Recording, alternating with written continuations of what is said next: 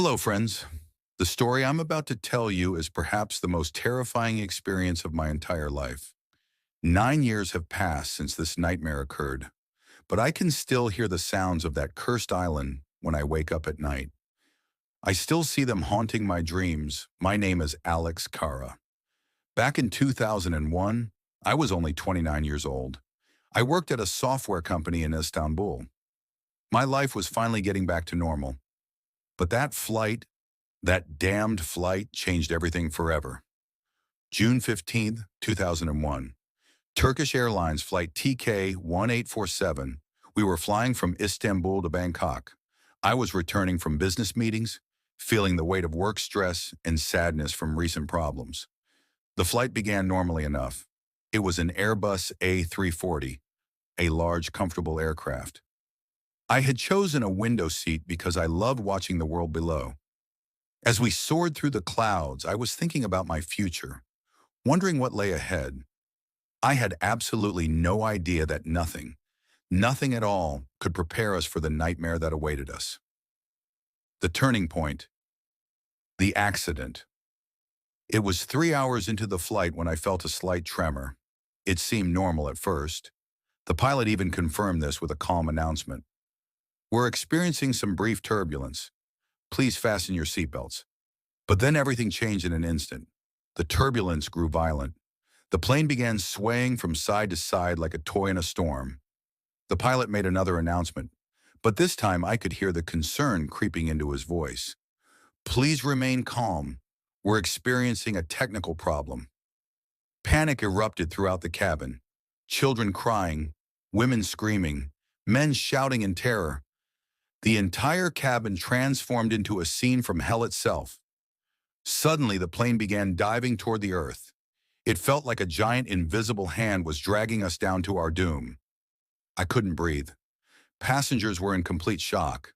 Some were praying desperately, others frantically calling their loved ones. At that moment, only one thought filled my mind. Is this how I die? The screaming of twisted metal. The horrific sound of the plane's wings snapping. The final, dying roar of the engines. I will never, ever forget those sounds as long as I live. I don't remember the moment of impact. Only a massive explosion, and then everything went completely black. Awakening, the first shock. When I opened my eyes, the blazing sun was burning my face. My mouth was filled with the taste of sand and blood. My head pounded like a jackhammer.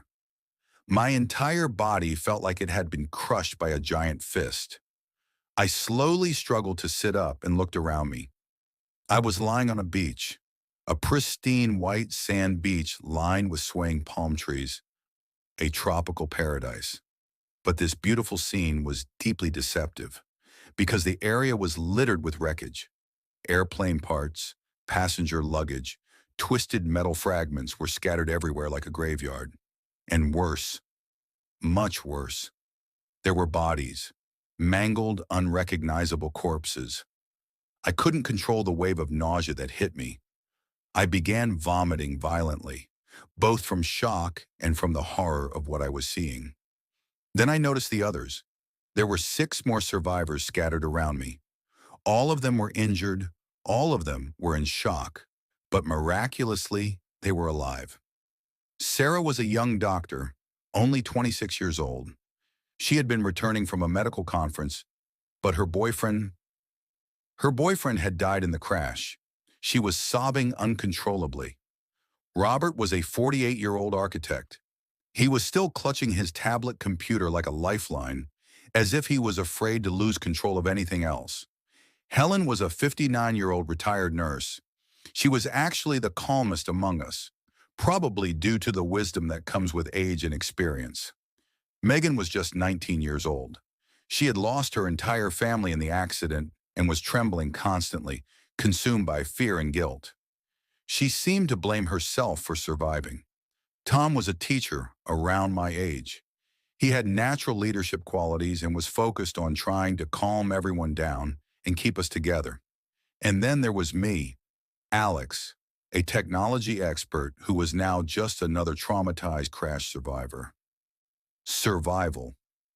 The first days we spent our first day treating our wounds as best we could. Thankfully, Helen had nursing experience. Her basic medical knowledge helped us clean cuts and reduce the risk of deadly infections. We began exploring our prison island. It was enormous, seemingly endless. Thick jungle in the center, sandy beaches around the edges. We discovered a small freshwater stream, which felt like finding gold. We gathered useful items from the plane wreckage and passenger luggage. A first aid kit, some tools, canned food. It wasn't much, but it was a start toward survival. Under Tom's leadership, we built a makeshift shelter using airplane parts and palm branches. It was primitive and crude, but it was functional protection. The first night was absolutely terrifying. We weren't used to the island's sounds.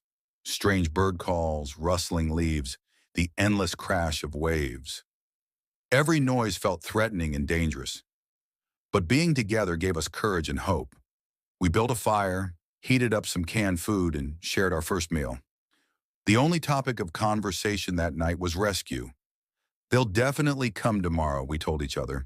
Search and rescue teams must have already started looking for us. We were so hopeful, so naive. We had no idea how terribly wrong we were. Routines and the first signs of fear. As days passed, we established daily routines to maintain sanity.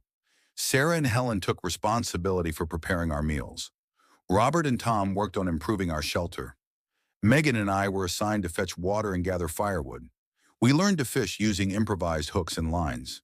We experimented with palm fruits. Some were sweet and nourishing. Others made us violently sick. But we were determined to survive at any cost. Every morning and evening, we sent out desperate SOS signals. We arranged large letters on the beach using stones and debris. We tried creating smoke signals by building signal fires. We never gave up hope that someone would see us. It was the evening of our fourth day. While Megan and I were gathering wood deep in the jungle, we heard something that chilled us to the bone. Strange sounds were coming from the heart of the forest. It sounded like voices speaking, but the language was completely foreign, unlike anything we'd ever heard. Maybe there are natives living on this island, I suggested to Megan, trying to sound optimistic. Deep down, I hoped they meant us no harm. That night, I would learn just how wrong I was. When we returned to camp, I told Tom what we had heard. His expression grew dark and worried. We need to be extremely careful, he warned. If people are living here, why haven't they tried to make contact with us? Why are they hiding that night? We organized guard shifts. I drew the midnight watch. I sat by our fire, staring nervously into the black forest, listening to every sound. And then I saw it. A shadow was moving between the trees. It had a human shape, but something was terribly wrong. It was impossibly tall and unnaturally thin. Its movements were strange, unnatural, almost floating. "Hey!" I shouted into the darkness. "Is someone there? We need help!" The shadow stopped moving. It turned toward me, and I felt ice-cold terror flood through my veins. Then it disappeared so quickly that I wondered if I was hallucinating from exhaustion and stress. I didn't wake the others. Maybe my eyes had deceived me. Maybe it was just my traumatized mind playing tricks. But a deep, cold fear had settled permanently in my heart. Mysterious watchers. The next morning, I tried to tell Tom what I had seen. He looked at me with skepticism and concern. "It could be stress-induced hallucinations," he said gently. "We're all under enormous psychological pressure." But as more days passed, the others began experiencing it too. Sarah confided, "I constantly feel like we're being watched by invisible eyes." Helen complained, "I hear strange whispers and movements at night." Megan stopped talking altogether. She just stared fixedly into the depths of the forest, as if she could see something the rest of us couldn't. On our 8th day, Robert disappeared while gathering firewood. When he didn't return by evening, panic set in. Tom, Sarah, and I formed a search party and entered the jungle. "Robert! Where are you, Robert?" we shouted desperately. The forest seemed to swallow our voices completely. We found his trail easily enough. his footprints in the soft earth. But then they simply stopped, as if he had vanished into thin air. There were no signs of struggle, no blood, no torn clothing, nothing at all. He had simply ceased to exist. We didn't sleep that night. We all sat huddled around the fire together, fear burning in everyone's eyes. Maybe it was a wild animal attack, Tom suggested, but the tremor in his voice revealed his doubt. Are there animals that large on this island? Sarah asked with a shaking voice. No one could answer that question. At dawn, Helen suddenly screamed, "Look! Over there!" Several shapes emerged from the tree line. They were watching us from a distance. They appeared human, but they definitely weren't. They were impossibly tall and skeleton thin, like walking bones wrapped in shadow. They vanished in seconds, leaving us questioning our own sanity. The deepening terror. We never found Robert. He had simply vanished from existence. This discovery shook our group to its core. Sarah cried constantly. Megan trembled and withdrew further into herself. Helen prayed desperately. Tom tried his best to hold us together and protect what remained of our group. I saw those terrifying shapes in my nightmares every single night. We reinforced our shelter desperately. We built defensive walls using airplane parts and debris. We crafted spear-like weapons from sharp metal and wood. But deep down, we all knew it wouldn't provide real protection against whatever was hunting us. On our 11th day, Helen disappeared. When we woke up that morning, she was gone. We had thought she was still sleeping under her makeshift blanket, but underneath we found only empty space. This time, we didn't even bother searching for her, because we knew with horrible certainty that we would never find her alive. Sarah was losing her mind. "We can't stay here any longer," she screamed hysterically. "They're picking us off one by one. We have to build a raft and escape this cursed place." Tom tried to reason with her calmly. "If we go out into the open ocean, we'll die from exposure or drowning. At least here we have fresh water and some food." "But we're dying here too," Sarah screamed back. Just more slowly. She was absolutely right. That night became a complete nightmare. At exactly midnight, they surrounded our camp completely. We could see their terrifying shadows dancing in our firelight. There were at least 10 of them, possibly more. They made no sound whatsoever. They were simply waiting, watching, planning. We desperately tried to keep our fire burning bright. Somehow we knew instinctively that the fire was the only thing keeping them at bay. If our wood ran out, the standoff continued until dawn. When morning finally came, they melted away like smoke, but their message was crystal clear. Your time is running out. Escape plan and final attack. Sarah's raft idea suddenly made perfect sense. We were definitely going to die on this island, but at least we could try to fight for our lives. We began secretly building a raft using large palm logs, airplane parts, and fabric torn from luggage. Working in desperate shifts over 3 days, we constructed a primitive but hopefully seaworthy vessel. Our plan was to escape at midnight.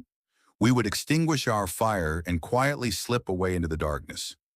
On the 14th night, they attacked before we could escape. This time there was no waiting, no games. It was a direct, coordinated assault. They took Sarah first.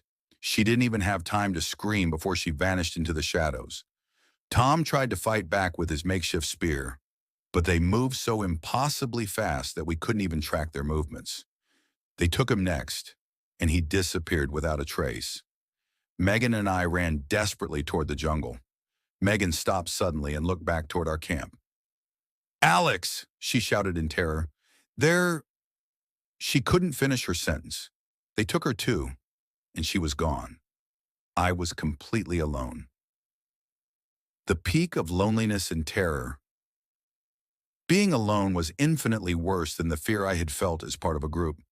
Before, at least there were people to talk to share the burden with. Now there was only crushing silence and the weight of solitude. And them. Always them. They came every single night. They prowled around my pathetic camp like predators toying with wounded prey. They watched me with invisible eyes, but strangely, they didn't take me. The waiting was driving me completely insane. Why were they prolonging this torture? Why didn't they just finish it? Maybe psychological torment was part of their twisted game. On my 20th day alone, I couldn't endure it anymore. I grabbed my spear and marched into the forest to confront them. "Where are you?" I screamed at the trees. "Why are you playing these sick games? Just end this!" And then I found them. I found their secret. Deep in the jungle, there was a massive pit surrounded by human bones.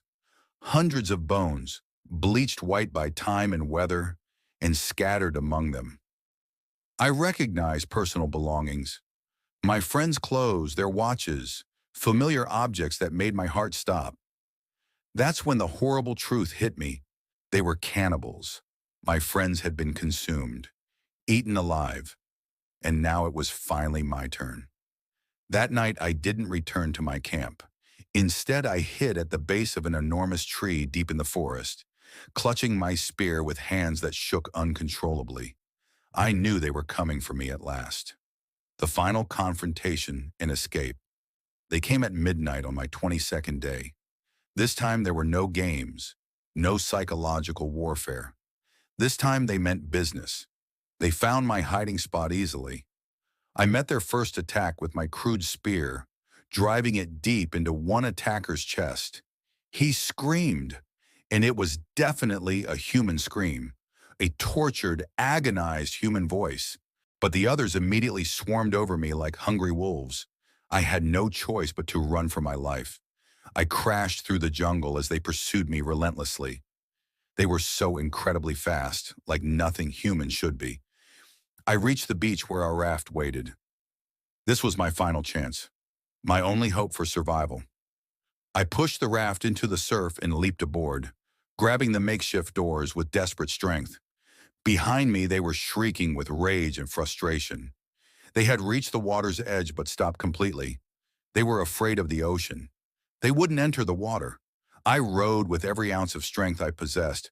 As the cursed island grew smaller behind me, I felt safe for the first time in 22 days. But now I was completely alone on the vast, merciless ocean. Rescue and return to civilization. I survived 3 days on that primitive raft. I caught rainwater in my cupped hands and tried desperately to catch fish. I grew weaker with each passing hour. On the third day, I spotted a ship on the distant horizon. Using my last reserves of energy, I rowed toward it while screaming and waving my arms frantically. They must have seen my desperate signals because they changed course and headed straight for me. I was saved at last. The ship's captain was Australian. He gave me food, fresh water, and medical attention. I told him my entire story, watching his face change from concern to disbelief. "Delirium," he concluded sadly. "Severe sunstroke combined with trauma-induced hallucinations." Nobody believed me. Nobody believed what I had actually experienced on that nightmare island. They searched extensively for the island using my approximate coordinates, but they found nothing. It was as if the place had never existed at all. Conclusion: living with the trauma. 9 years have passed since my ordeal. I'm still in therapy, still struggling with the psychological wounds. I still see them in my dreams every night, those impossibly tall, skeletal figures stalking through my nightmares. 6 of my fellow survivors died horribly on that island. Somehow I lived. Why wasn't I chosen along with the others? I don't know the answer to that question. Perhaps I never will. But there's one thing I know with absolute certainty: that island was real. Everything I experienced there actually happened. And if someone ever finds that cursed place again, then they'll finally understand that I was telling the truth all along. Friends, if you enjoy listening to these kinds of real horror experiences, don't forget to subscribe to my channel. I share new terrifying stories with you every single week. And if you've had similar unexplained experiences, please share them in the comments below. Maybe you're also living with stories that nobody believes, just like me. My hands are shaking as I finish telling this story because I've relived every terrifying moment. If you enjoy these mysterious tales of survival and horror, don't forget to hit that like button and subscribe. Next week's story will be even more terrifying than this one. Are you ready to face your fears?